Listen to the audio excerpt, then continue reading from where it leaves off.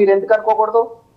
మేము గతంలో కూడా అనుకుంటున్నాం, నేను ఆంధ్ర ప్రజలు అనుకుంటున్నారు, కానీ బీజేపీ కూడా అనుకోవాలి కదా, చెప్తారండి, ఒక మాట చెప్తాను. బీజేపీ ఇందాక కూడా మీరు అడిగారు అనుకోవాలంటున్నా అలా అని. కాదండి, ఇందాక పాదయాత్ర వెంకటరెడ్డి గారి పైకి వెళ్ళి ఇందాక ప్రశ్న నేను సమాధానం చెప్పనంటారు. మే అసలు పైకి వెళ్ళి వీళ్ళు ఏం అడిగారని ఏం అడగలేదు.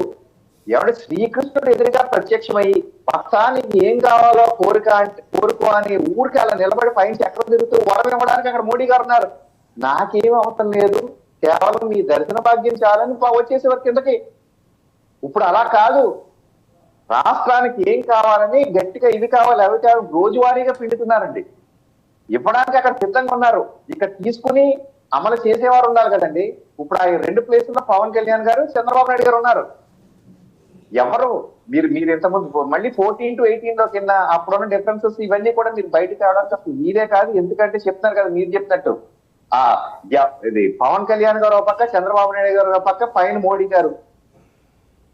డబుల్ ఇంజిన్ సర్కార్ విత్ ట్రిపుల్ పవర్. అసలు ఈసారి ఆగే సూచన లేదు. ఏమంటే నిజంగా ఇటువంటి డిఫరెన్సెస్ ఆగితే ఇవాళ డిబేట్ లో ఉన్నారు కదండి భారతీయ జనతా పార్టీని మేము కూడా నిలదీయడానికి నేను సిద్ధంగా ఉన్నాను. ఎక్సలెంట్ అండి రామ్ కుమార్ గారు, ఇందాక నుంచి మీ చేత ఈ మాట అనిపించడం కోసం ఇంత డిస్కషన్ నేను నడిపించాను. మీలో ఆ కొంబాటింగ్ స్పిరిట్ ఉన్నందుకు ఐ రియల్లీ అప్రిషియేట్, ధన్యవాదాలు. మళ్ళీ మీ దగ్గరకు వస్తే ఒకసారి రామ్నాథ్ గారి దగ్గరికి వెళ్ళాం. చిన్న మాట ఆఖరి మాట, ఈవేళ సెయిల్ డైరెక్టర్ గా ఒక ఆయన విశాఖపట్నంలో ఉన్నారు మా పార్టీ నుంచే. ఆయన మా రాష్ట్ర అధ్యక్షురాలు, కేంద్ర భారీ పరిశ్రమ సహాయ మంత్రి మన రాష్ట్రంలో ఉన్నారు నర్సాపురం నుంచి. వీళ్ళందరూ కలిసి దీన్ని సేవ్ చేయాలని చూస్తున్నారండి. ఇప్పుడు కూడా సేవ్ చేయలేకపోతే ఇంకెప్పుడైనా సేవ్ చేయగలరా? మాకైతే నమ్మకం ఉందండి సేవ్ చేస్తారని. అడ్డుపడే వాళ్ళు అడ్డుపడకుండా ఉంటే చాలు. ఒకసారి రామ్నాథ్ గారి దగ్గరికి వెళ్ళాం. రామ్నాథ్ గారు మీరేమంటారు?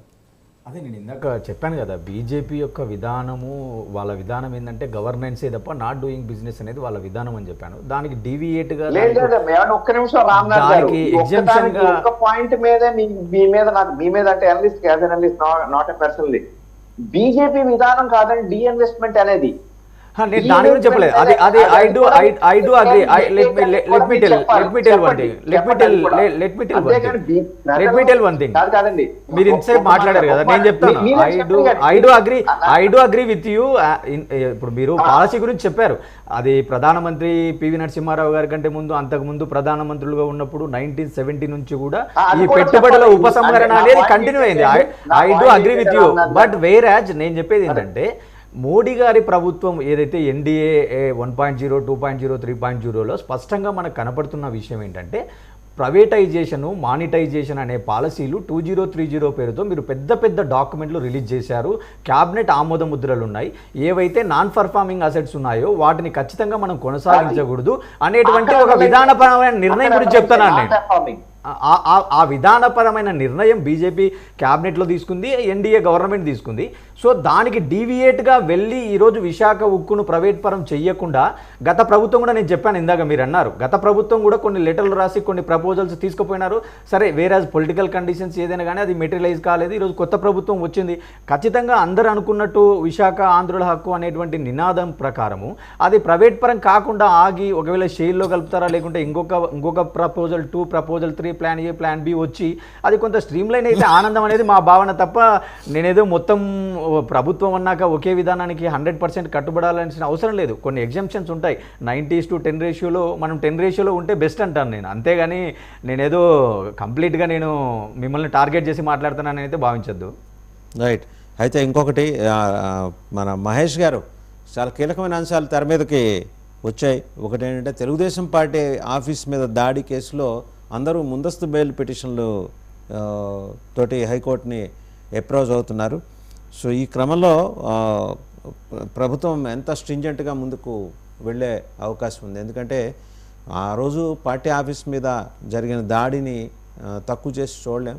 ఒక బీభత్స భయానకమైన వాతావరణం అయితే సృష్టించారు. ఐ థింక్ మహేష్ గారి దగ్గర పవర్ పోయినట్టుంది.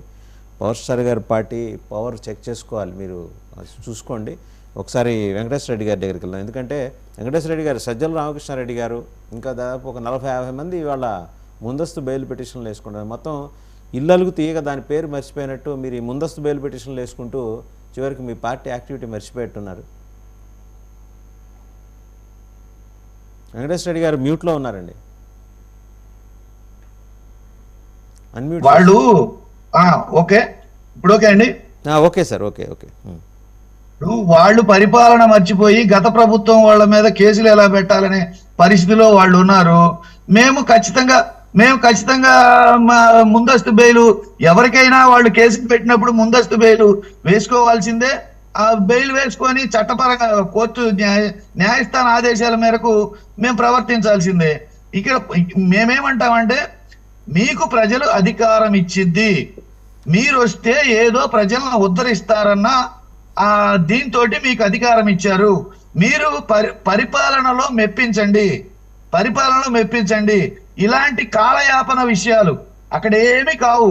మీరు కేసు వేస్తారు, కోర్టు విచారణ జరుగుద్ది, 5 ఏళ్ల తర్వాత 10 ఏళ్ల తర్వాత నిర్దోషులుగా ప్రకటిస్తారు.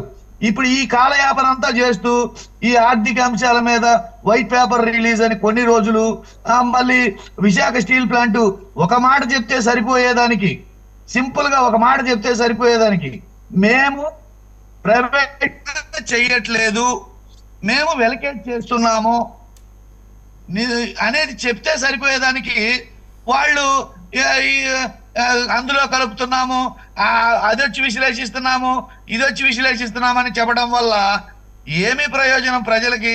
కాలయాపన తప్పితే ఏమన్నా ప్రయోజనం ఉందా? ఆ ఎక్సర్సైజ్ అంతా ఇంటర్నల్ గా ఎలా చేస్తే మేలు జరుగుతుంది అని చెప్పేసి మీరు చేసుకోండి, తప్పేముంది. కాకపోతే కాలయాపన కోసం, ఈ పబ్లిసిటీ స్టంట్ల కోసం చేయాల్సిన పరిపాలన చేయకుండా ఇవన్నీ చేస్తున్నారు. కాకపోతే ప్రజలు కొన్నాళ్ళు చూస్తారు, ఎందుకంటే ఇది టూ ఎర్లీ కాబట్టి.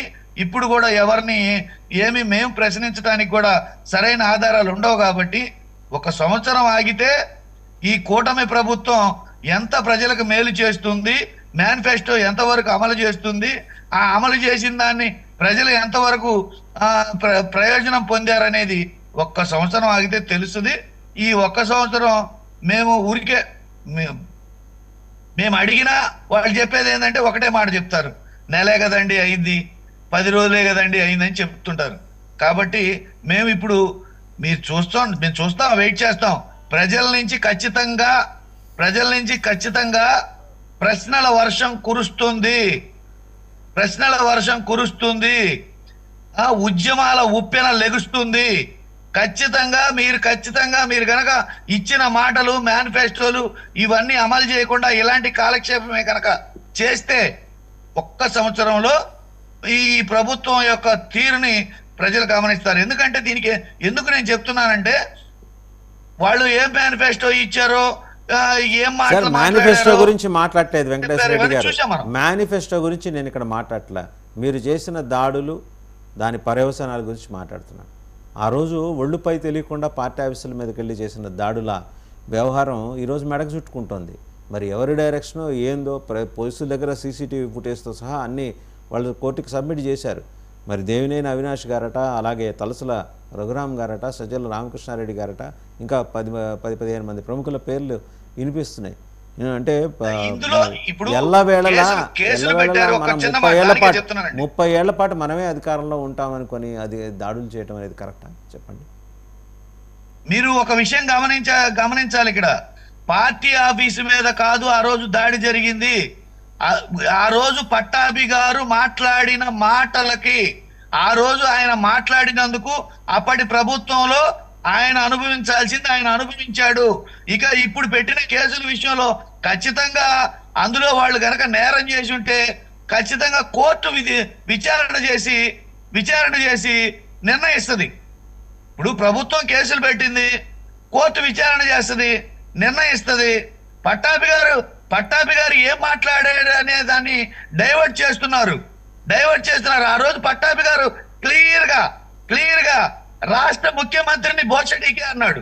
బోషడీకే అనే పదానికి వేరే అర్థం సృష్టించి దాన్ని చంద్రబాబు నాయుడు గారు సమర్థించారు. ఇక్కడ అదే కూటమి ఇప్పుడు బోషడీకే అంటే అదే పదం ప్రతిపక్షం కనుక ఇప్పుడు చంద్రబాబు నాయుడు గారిని వాడితే మీరందరూ అప్రిషియేట్ చేస్తారా? అంటే you want us to do that? మీరు ఇన్స్టిగేట్ చేస్తున్నారా మేము వాడాలని చెప్పి? మేము వాడాలని ఇన్స్టిగేట్ చేయట్లేదు. ఆ రోజు అన్నది మర్చిపోయి ఆ రోజు అన్నది మర్చిపోయి పట్టాభి గారు చేసిన దాన్ని, పట్టాభి గారి మీద జరిగిన దాడిని ఆ రోజు రాష్ట్ర ప్రజలు ఏమంటే అభిమానులు అంత పట్టాభి గారి ఒళ్ళు మీద పైకి జరిగిన తెలియకుండా దాడిని మాట్లాడటానికి ఇప్పుడు ఎవరు ఇక్కడ సిద్ధంగా, ఇక్కడంటే మొత్తం ఏ పార్టీలోనూ సిద్ధంగా లేరు, ఆంధ్రప్రదేశ్లోనూ సిద్ధంగా లేరు అంత ఒళ్ళు పై తెలియకుండా మాట్లాడటానికి. రెండు కారణాలు, ఒకటి సంస్కారం అడ్డు రావటం, రెండవది ఏంటంటే కూటమి ప్రభుత్వం చాలా బలంగా ఉండటం. మళ్ళీ మీ దగ్గరికి వస్తాను. ఒకసారి పొలిటికల్ అనలిస్ట్ కిషోర్ గారు జాయిన్ అయ్యారు మనతో పాటు లైవ్లో, వారి దగ్గరికి వెళ్దాం. జాతీయ స్థాయి అంశాల మీద సమగ్రమైన అవగాహనతోటి మాట్లాడుతుంటారు. కిషోర్ గారు, ఇప్పుడు ఇందాక మాట్లాడినప్పుడు వైజాగ్ స్టీల్ ప్లాంట్ వ్యవహారంలో ఇవాళ రేపు కేంద్ర మంత్రి కుమారస్వామి గౌడ గారు వైజాగ్లో ఉంటున్నారు. సెయిల్ తోటి మీటింగ్స్ కూడా జరగబోతున్నాయి. దాని అవుట్కమ్ ఏమన్నా అంటే ఉన్న పళంగా ఏదో చెప్పేస్తారని కాదు కానీ, ఓవర్ నైట్ ఏదో అద్భుతం జరిగిపోతుందని కాదు కానీ, కొంత పాజిటివ్గా ఉండే అవకాశం ఉందా అండి కిషోర్ గారు? కిషోర్ గారు వినిపిస్తుందా? ఓకే, కిషోర్ గారు వినిపిస్తుందా? రైట్ రైట్ అయితే ఒకసారి రామ్ కుమార్ గారు, ఈ దాడులు